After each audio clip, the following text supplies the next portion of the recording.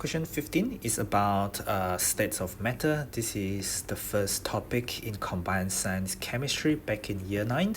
So what you have is the keyword that is solid, and you're looking at movement and arrangement in a solid crystal such as sodium chloride. It could be solid anything, but as long as you have a solid, you are going not to move very freely. In fact, you're just going to vibrate about a fixed point. So move quickly is impossible because you're talking about a solid there. So move slowly is also not true. Compared with vibrate, we are looking for vibrate about a fixed position. So A and B is out. When we look at arrangement, if you think about sodium chloride, you have Na plus Cl minus.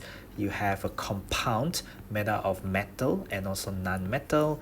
What you have is the metal lost the electron and you get positive ions, and you have the non-metal gain electrons and you get the negative ions.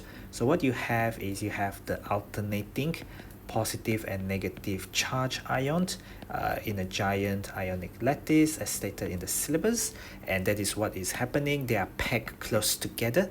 So that's correct. And this is regular. Regular means uniform. Because you are in a solid state, they cannot move at all.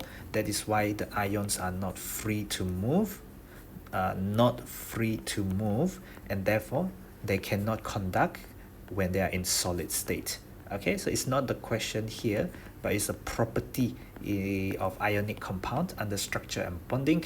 Ionic compound cannot conduct when they are solid because the ions are not free to move, because they are packed so close together in a regular manner like this. They are not free to move at all. So this is correct. That's correct. Option D is correct. That